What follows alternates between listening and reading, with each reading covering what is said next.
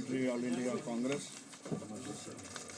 जनाब अनवर भट्ट साहब, हमारे कश्मीर के सीनियर लीडर, जहां विराजमान प्रेस के हमारे भाई, सबको मेरी तरफ से आदाब, सत श्री अकाल और नमस्कार। जहाँ तक कश्मीर प्रेस का ताल्लुक है, आज काफ़ी मुद्दत के बाद मैं आप लोगों के साथ रूबरू हो रहा हूँ, लेकिन हमारा और आपका रिश्ता जो है वो काफ़ी पुराना रहा। मैं CLP लीडर भी रहा, 6 साल स्पीकर भी रहा, तो मीडिया के साथ बहुत ही अच्छा तालमेल रहता था, डिप्टी चीफ मिनिस्टर भी। तो आज मैं काफ़ी देर के बाद आपसे रूबरू हो रहा हूँ। आज के जो हालात हैं, लोगों को काफ़ी मुश्किलातों का सामना करना पड़ रहा है। आज हमारी रियासत का दर्जा ख़त्म हो चुका है, वो रियासत जिसको स्पेशल दर्जा हुआ करता था। आज लोगों की ज़मीनें जा रही हैं, सरकारी नौकरियां नहीं मिल पा रही हैं, बेरोज़गारी बढ़ रही है बहुत, और महंगाई बहुत ज़्यादा बढ़ी हुई है।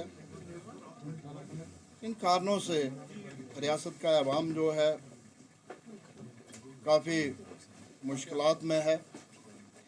इन हालातों में हम आपसे मिल रहे हैं। हम ये डिमांड करेंगे, हमारी पार्टी ये डिमांड करेगी कि जल्द से जल्द रियासत का दर्जा हमें मिलना चाहिए।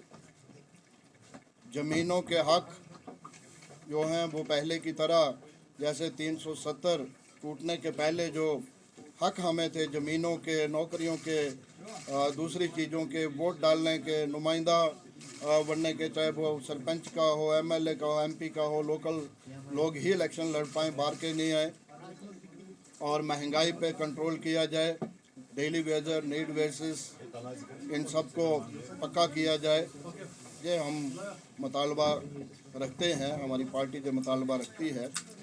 उसके साथ साथ हमारे कुछ साथी, जैसे हम भी भटक गए थे, पिछले दिनों हमने कांग्रेस छोड़ के एक नई पार्टी में गए, जो कि हमारी एक बहुत बड़ी भूल थी। मैंने इसको कबूला है पहले भी, पब्लिकली भी और मीडिया के सामने भी, कि जिस पार्टी ने हमें पहचान दी, जिस पार्टी में हमने 35-40 साल काम किया, उस पार्टी को छोड़ के हमारी बहुत बड़ी भूल थी। क्योंकि कांग्रेस ही एक ऐसी जमात है जिसने एक लंबी जदोजहद के बाद, कुर्बानियों के बाद इस मुल्क को आज़ाद करवाया, और आज़ादी के बाद एक अच्छा संविधान दिया जिसमें सबको बराबरी के हकूक़ हैं उस संविधान में, और इस मुल्क को बनाया जहां बड़े बड़े नेशनल हाईवे, यूनिवर्सिटीज़, रेल लाइनें, हवाई अड्डे, कारखाने, हर शोबे में हॉस्पिटल, हर शोबे में मुल्क को आगे बढ़ाया।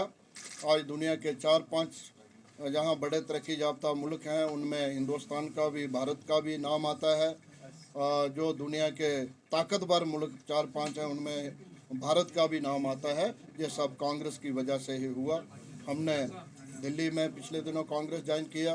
कल आपको मालूम होगा लगभग 60 से ज़्यादा हमारे जो सीनियर लीडर्स थे, जिसमें कुछ लेजिस्लेचर भी थे, कुछ दूसरे सीनियर लीडर थे, उन्होंने जम्मू में ज्वाइन किया।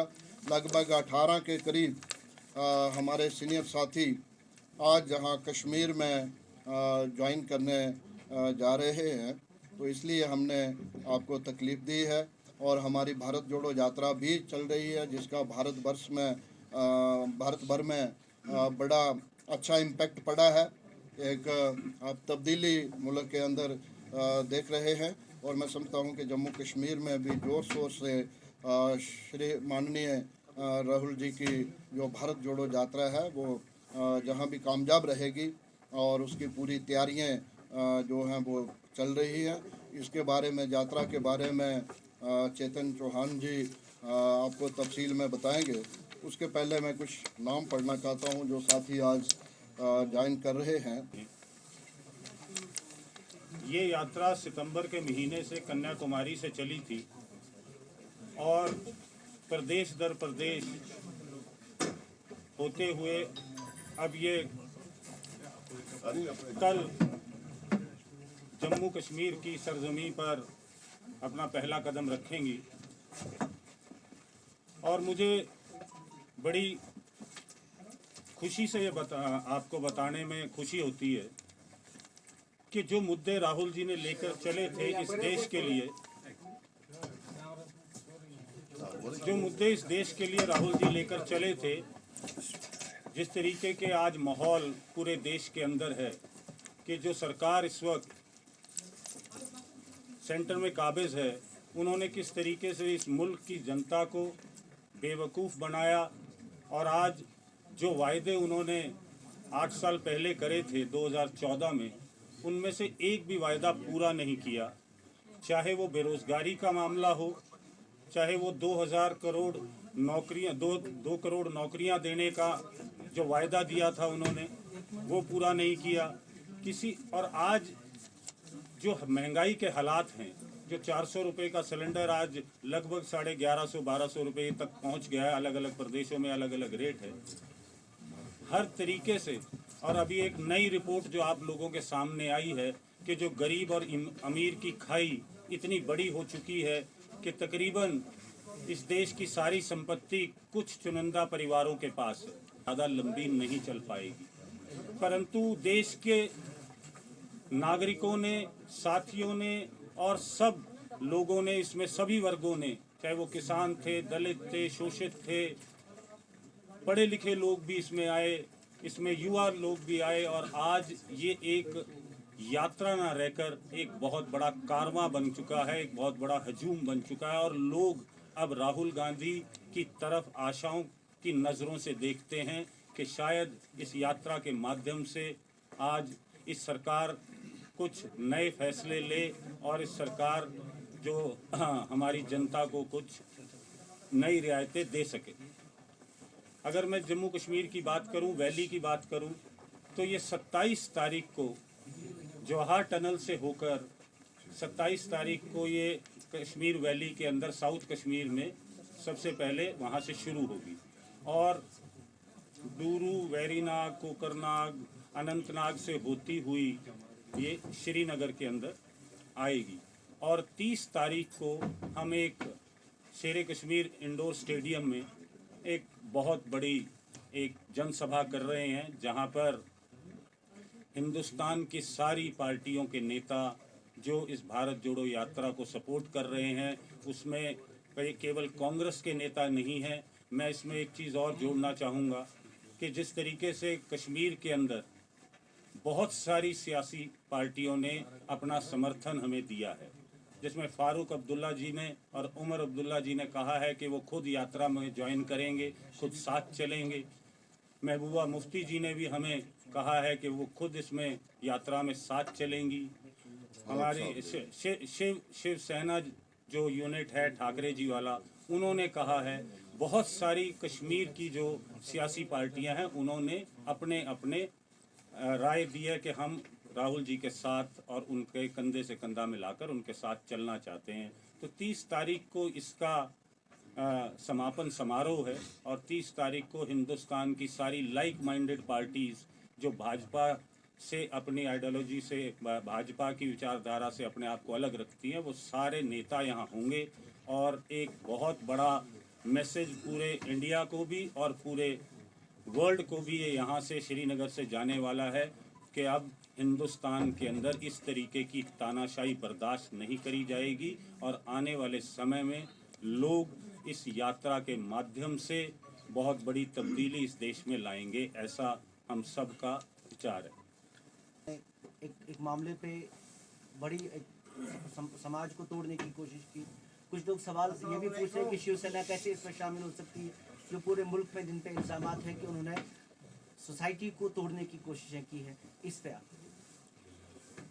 देखिए, एक भारत जोड़ो यात्रा का अगर आप पूरा उसको समझने की कोशिश करें तो ये कोई राजनीतिक यात्रा नहीं। अगर आप इसको समझे, राहुल जी जो मुद्दे लेके चले हैं वो मुद्दे पूरे देश के हैं, हर समाज के, हर वर्ग के हैं और इसके अंदर कोई आदमी अपना योगदान देना चाहता है, अपना साथ चलना चाहता है अगर वो साथ चलना चाहता है और अपने जो मुद्दे इस देश के हैं उसके साथ उन मुद्दों के साथ लड़ाई लड़ना चाहता है तो हम हमेशा हम वेलकम करते हैं उसको। हम ये चीज़ कहीं भी हमने किसी प्रदेश में ये नहीं कहा। अगर कोई आदमी राजनीति अपने प्रदेश में करता है परंतु वो इन मुद्दों के साथ खड़ा होकर राहुल जी के साथ चलना चाहता है तो हमें उसमें कोई आपत्ति ना तो होनी चाहिए और ना है। तो आप एक हक में था जिसने जो बीजेपी के साथ उस वक्त जुड़ा था, जिसने रैली की रेपिस्टिस के हक में, मर्डर जो 8 साल की बच्ची थी, आप जो है कांग्रेस राहुल गांधी निकले हैं नफरत के खिलाफ, तो वही बंदे को आप अलाउ कर रहे हैं जो नफरत फैला रहा है। देखिए मैंने क्या मैं ऐड करूंगा क्योंकि अगर उसके लाहौर के बयान देखेंगे आप, जो रैलियां उन्होंने की थी वो टोटल क्रिमिनल लाइंस पे थी and kid was raped and he was supporting the rapist और उनको कोर्ट ने कन्विक्ट भी किया है। So how are you allowing, क्योंकि इसमें डायकॉटमी है, राहुल गांधी नफरत के खिलाफ है, हेट के खिलाफ है and you are allowing that person वो हमारे साथ ज्वाइन करे। एक बच्चे की उसने रेप की है, देखिए that is proved by court, that is proved bye police और उसको आप अलाउ कर रहे हैं, तो ये डायकॉटमी है। आप एक मेरी बात को समझिए, मैं क्या कहना चाह रहा हूँ। नहीं हम समझ गए बट आप एक बात समझिए कि जब यात्रा चलती है, यात्रा के अंदर कोई भी आदमी आपके साथ चल सकता है और हमने कोई कहीं पर भी ये नहीं कहा कि हमने लाल सिंह जी को बुलाया है। कोई भी आदमी यात्रा में चलना चाहे, उस यात्रा में चलना, अगर उसको इस सोच के साथ जुड़ना है तो यात्रा में साथ चल सकता है। ये पूरे वो नहीं चल सकती क्योंकि उनका देखिए आप मेरी बात पूरी हो लेने दीजिए। आपने सवाल पूछ लिया, मेरा जवाब ले लीजिए। हमने ये कहा कि जो ये यात्रा थी, ये यात्रा कन्याकुमारी से चलकर कश्मीर तक आई है और हमने ये यात्रा राजनीतिक तौर की यात्रा नहीं रखी, हमने मुद्दों से जुड़ी हुई ये यात्रा रखी। इसमें हर मुद्दे को जो आज देश फेस कर रहा है उस मुद्दों को लेकर हमने ये यात्रा चलाई। राहुल जी आज भी आप देखिए कहीं भी बात करते हैं तो बेरोजगारी की, महंगाई की, किसान किस तरीके से परेशान है, दलित किस तरीके से परेशान है, स्टूडेंट किस तरीके से परेशान है, उसकी बात होती है। और अगर आज कोई आदमी उस यात्रा में चलना चाहता है, उन मुद्दों के साथ लेकर वो चलना चाहता है, वो सोचता है कि ये मुद्दे इस देश के लिए सही हैं, तो इसमें हमारा उसको बुलाना और ना बुलाना कहीं आता ही नहीं है। या तो हमने उनको कहीं कहा हो या हमने उनको बुलाया हो। अगर कोई आदमी आप में से यात्रा को साथ चलना चाहता है तो हम तो आज भी वेलकम करते हैं कि आप में से भी कोई आदमी चले। श्रीनगर में से कोई भी आदमी आए जो ये सोचता हो, जो देश के बारे में सोचता हो। वो जो बात आप कह रहे हैं, कांग्रेस ने उनको नहीं बुलाया। सही बात। तो आपको फ्रांस साहब ने कहा है अभी तक हमने हमारी पार्टी ने उनको कोई इनविटेशन नहीं दी है। उन्होंने खुद ही अनाउंस किया है कि मैं साथ चलूँगा।